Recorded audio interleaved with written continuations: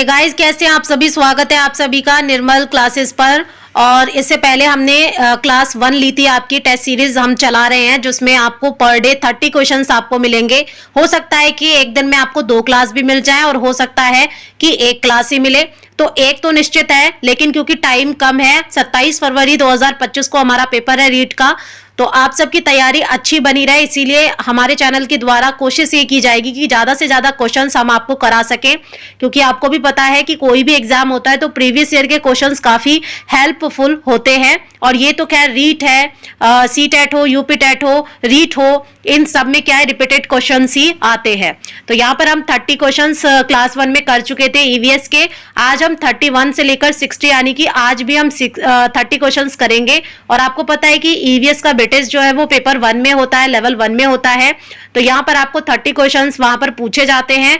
तो आपको 30 क्वेश्चंस अगर करने हैं सही, तो आपको कम से कम 300 से 400 क्वेश्चंस आने चाहिए, पढ़े होने चाहिए आपने। तो चलिए शुरू करते हैं। शारदा अधिनियम के अनुसार लड़की और लड़के की आयु क्रमशः रखी गई थी। तो जब शारदा अधिनियम पारित हुआ था तो उस समय लड़की की आयु थी 14 वर्ष और लड़के की शादी की उम्र थी 18 वर्ष। क्योंकि काफी बच्चे जो है वो कंफ्यूज हो जाएंगे कि नहीं 18 और 21 वर्ष, तो 18 और 21 वर्ष आज की डेट के अकॉर्डिंग है। शारदा अधिनियम के तहत ये 14-18 थी। तो याद रखिएगा, 14 साल की लड़की थी और 18 साल का लड़का था, तभी शादी वो कर सकते थे। अगला आता है शारदा अधिनियम कब लागू हुआ था। तो आंसर हो जाएगा इसमें सी वाला, यानी 1 अप्रैल 1930 को शारदा अधिनियम लागू हुआ था। और उस समय भारत में लड़के लड़के की आयु क्या थी, तो 14-18। ठीक। 33वां प्रश्न देखेंगे, स्वतंत्र भारत में किस वर्ष प्रथम कारखाना अधिनियम पारित हुआ। आप सबको पता है कि हमारा जो देश है वो 1947 में आजाद हुआ और 1948 के अंदर प्रथम कारखाना अधिनियम पारित कर दिया गया। अगला क्वेश्चन है 34, भारत के किस राज्य में सर्वाधिक बाल विवाह होते हैं।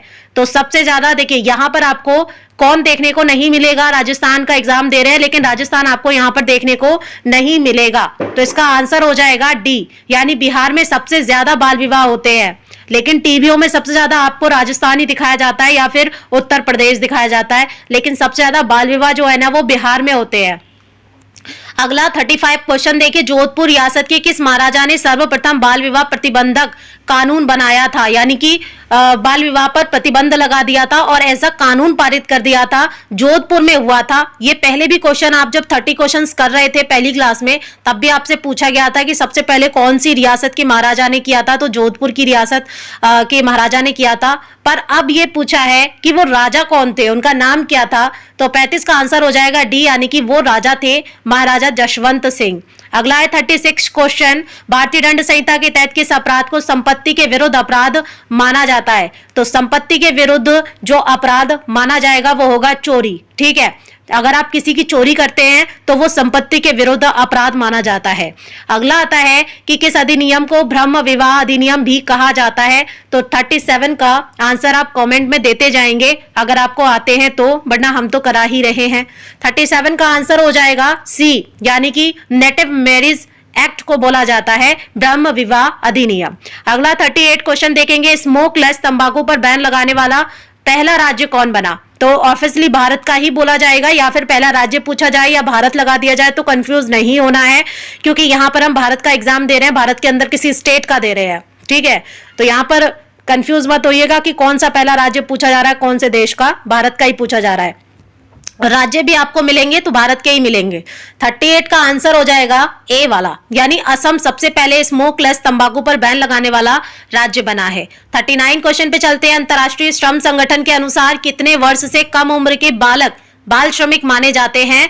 तो आपको पता है कि आंसर ए हो जाएगा, 14 वर्ष के अंदर का जो बालक है वो काम करने के लिए बाल श्रम के अंतर्गत आता है, तो वो एलिजिबल नहीं होता है। और अगर आप उससे फिर भी काम करवा रहे हैं तो आपके ऊपर क्या है, कानूनी प्रावधान लागू होते हैं।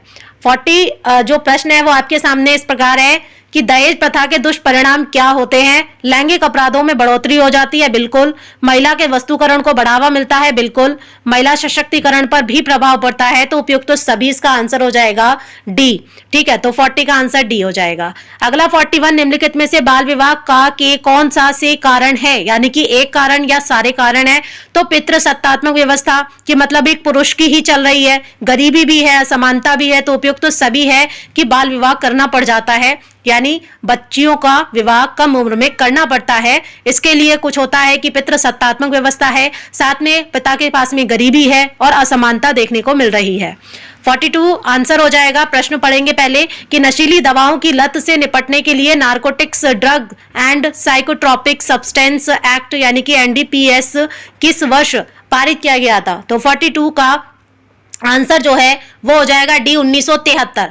आपको 1973 में एक और था जो पारित हुआ था, वो भी बताना है। वैसे अगर मैं बताना चाहूँ तो बता सकती हूँ, लेकिन फिर तो ये हो जाएगा कि मैं पढ़ा रही हूँ तो मैंने कहीं से देखा होगा या मुझे आता होगा।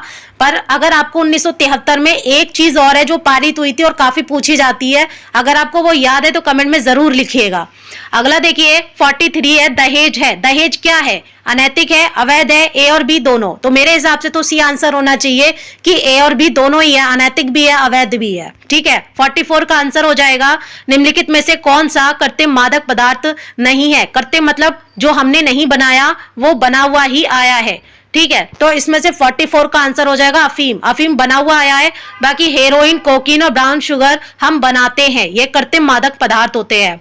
किस राज्य में सर्वाधिक बाल श्रमिक पाए जाते हैं? तो सबसे ज्यादा बाल विवाह जो है वो तो बिहार में होते हैं, लेकिन सबसे ज्यादा बच्चे जो हैं जो 14 साल के अंदर हैं और वो काम पर जा रहे हैं, तो वो सबसे ज्यादा 45 आपको उत्तर प्रदेश के अंदर ही देखने को मिलेंगे। सबसे ज्यादा बाल श्रमिक आपको उत्तर प्रदेश में देखने को मिलेंगे कि छोटी उम्र का बच्चा कारखानों में काम करने जाता है या कहीं पर भी काम करता है, चाहे वो शॉप पर हो।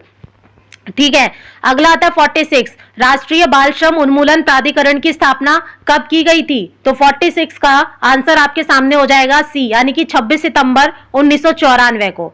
अगला 47 क्वेश्चन देखेंगे, यूनिसेफ द्वारा बाल श्रम निरोध दिवस मनाया जाता है। बाल श्रम निरोध दिवस यूनिसेफ के द्वारा कब मनाया जाता है? तो 47 का आंसर देखने को मिलेगा 12 जून। ठीक है, 5 जून को क्या मनाया जाता है कमेंट में जरूर बताइएगा। बाकी 12 जून को हम यूनिसेफ के द्वारा बाल श्रम निरोध दिवस मनाते हैं।